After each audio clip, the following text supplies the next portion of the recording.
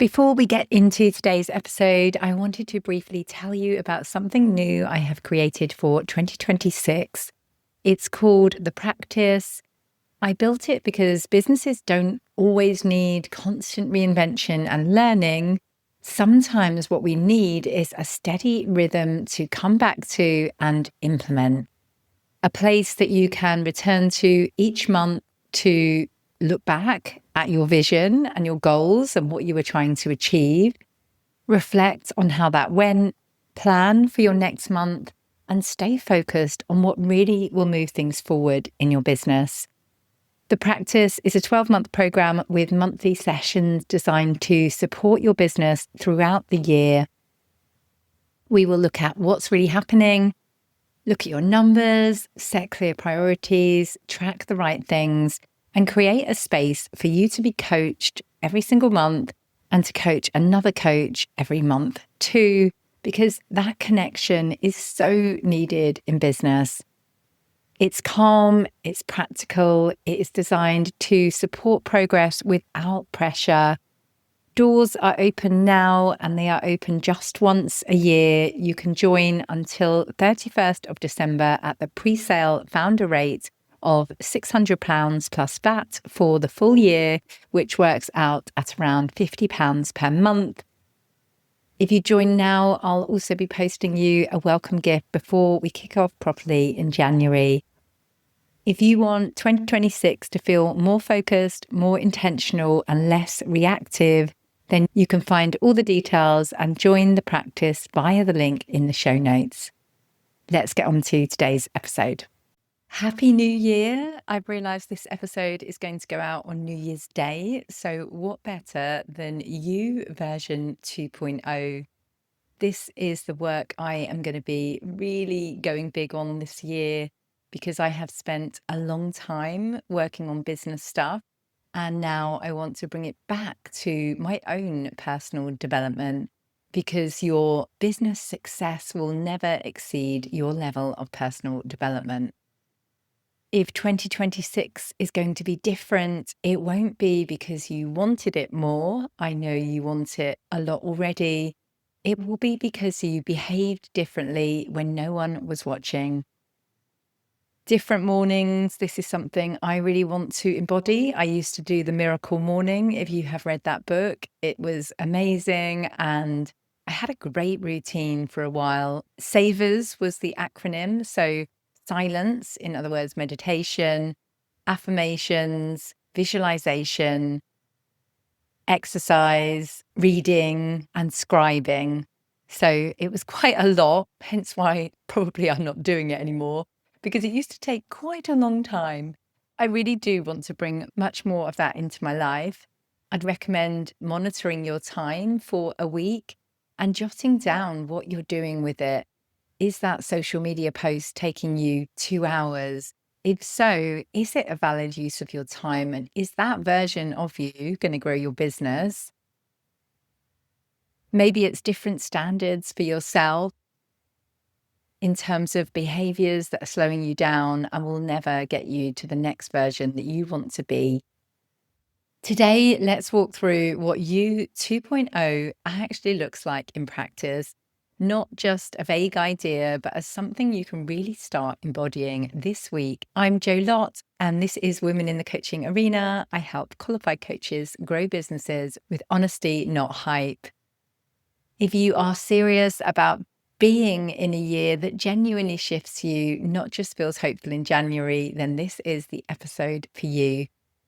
Most New Year energy fades because people aim it just at outcomes rather than thinking about the identity it's going to require to reach those outcomes. Maybe we set goals, but we keep the same routines. We want change, but we want the same level of comfort that we've always had. Maybe we expect growth, but don't expect it to feel uncomfortable. And the very thing about growth, if we're thinking about going to the gym or something, is that it only comes at that point where you feel like, no, please don't make me lift another weight. And it's those moments and pushing through them that actually grow our bodies. So it's the same with our identity and our minds. You don't move into a new chapter by accident. You move into it by noticing where your current habits are loyal to an old version of you. So before we talk about doing anything new, let's do something really simple. Take a piece of paper now and write down the version of me that ran 2025 and finish these sentences honestly. Makes decisions by prioritizing, ... Avoids discomfort by, ... Spends time mainly on, ... And feels most confident when, ... So the version of me that ran 2025 makes decisions by prioritizing comfort, maybe. The version of me that ran 2025 avoids discomfort by people pleasing. The version of me that ran 2025 spends time mainly on my phone. The version of me that ran 2025 feels most confident when I'm doing a great job with my clients.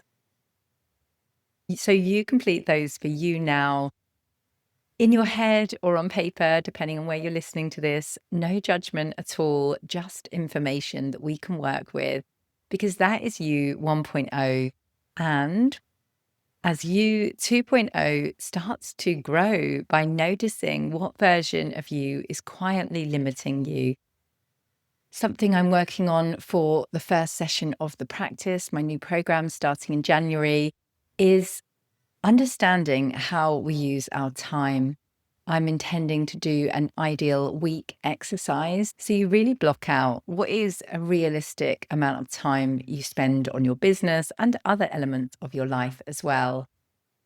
If, for example, we need to write one social post or one email a week, that should be more than possible.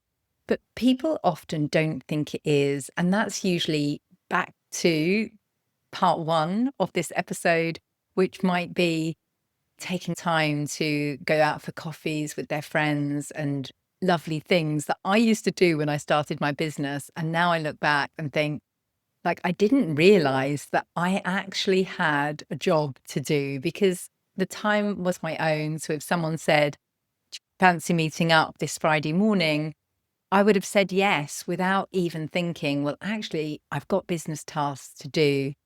I'm not saying don't enjoy your life. And now I can prioritize those things, but make sure you get your non-negotiables in your business done, just like you would if you were an employed role, before you say yes to coffee. So here is our second practical exercise. Track your real time for one average week. Not your ideal week, not what a good week might look like, but just a normal average week for you.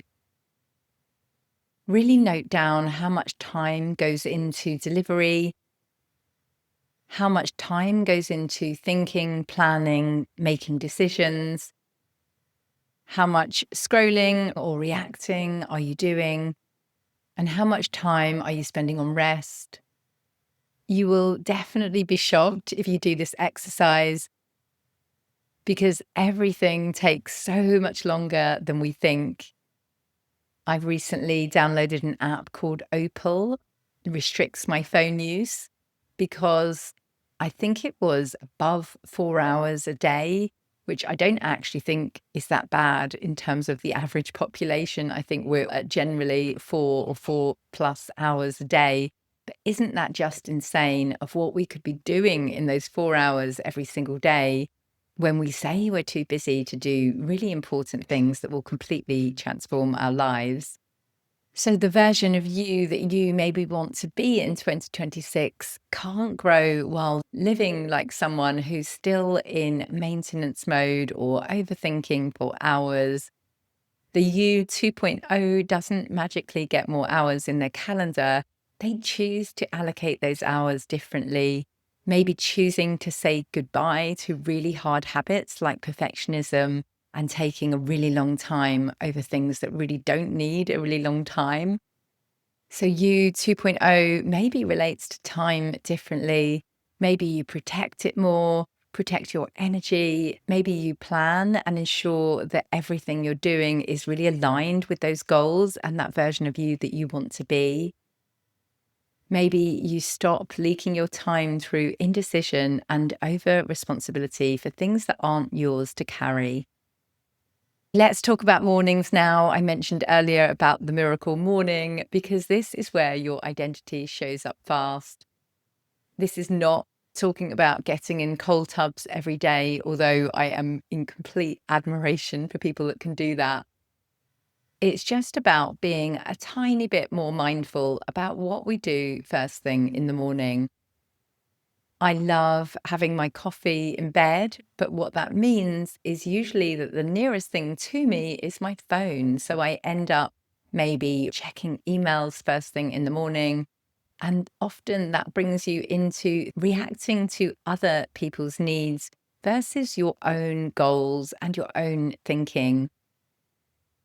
I loved the miracle morning as I really prioritized visualizing what I wanted in life, creating affirmations to really help me get there. And one thing I'll be doing this Christmas is writing up a new identity statement that I read each and every morning. If you saw my annual review last week, then you know that I used to do this, and I have photos of the goals I've written up, which I used to read every single morning and every single night. And at the time, I felt frustrated that they were never going to happen, and it was always slower than I expected. But now I look back and think, my goodness, all of that work that I did, all of those seeds that I planted in my mind to show me what was possible for me have actually flourished. So now is the time for me to upgrade that version who has already been upgraded into that next level version, because whatever got us here will not get us there unless we make some changes. So let's redesign your first 30 minutes of the day. Write down now what you currently do in the first 30 minutes of a workday. Be specific. If you really read how bad it maybe sounds, then it might help you do something about it. And now ask yourself, what would the first 30 minutes look like if I was version 2.0 and I trusted and valued myself more? Maybe you 2.0 starts with deciding priorities before consuming other people's requirements. Maybe it's choosing intention over urgency and thinking you need to do something right away. That's not just productivity, it's actually leadership. And here is the really uncomfortable part that matters.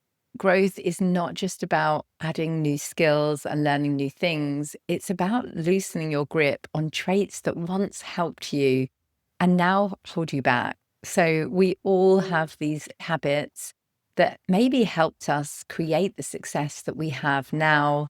Maybe it's over explaining, rescuing others, people pleasing, and making sure that everybody thinks you're an amazing person. Therefore, your own needs go to the bottom of the list. Maybe waiting until you feel ready protected you in employment, perhaps, where you didn't make any mistakes. Therefore, you managed to go under the radar. These aren't flaws. They're just outdated strategies which got you to the place you're at right now, but usually might not get you to the next version of you that you know is ready to be born. So let's name what you are letting go of right now. So write this sentence and complete it now. In 2026, I no longer lead from ... That might be in 2026, I no longer lead from people pleasing. It might be in 2026, I no longer lead from perfectionism. Maybe it's in 2026, I no longer lead from procrastination. But now the important part, write down what that trait protected you from and what that trait now costs you. So people pleasing protects you from people not liking you. And what does it cost you? It costs you alignment sometimes with maybe what you really think, maybe what you really want to share, what's really on your heart. It also costs you time, because all of the time you're spending trying to please others, you're usually not pleasing yourself. So really think about what it is for you. What did that trait protect you from? And what does it cost you now? Expect this to feel hard and uncomfortable. You're not meant to feel comfortable here. So if you feel uncomfortable doing these exercises, just know that this means that you are stepping in unfamiliar territory right now, and you are in this moment developing into you 2.0. One final thing I want you to expect is, if you start operating as you 2.0, there will be a wobble. There will be moments where you miss the old certainty, you question your decisions, you feel exposed and like this is totally uncomfortable. And that doesn't mean you're failing. It just means your nervous system is recalibrating. Your body will always try to pull you back to the comfort zone. So the work we do each and every day, which is why being a business owner is the best personal development growth you can ever do, is trying to move away into that growth zone from the comfort zone. And this is why business building is so brilliant, because your business is your full responsibility. So if something isn't working, it's to do with decisions you've made, old habits, something to do with what you're deciding upon. And that may be your niche, your offer, all of those things. Small decisions, maybe not to prioritize business development, learning how to use social media, or choosing to go to that networking meeting. Every single thing in your business is a mirror of you and who you are in this moment. So if that is uncomfortable, then it's time to keep making these small changes.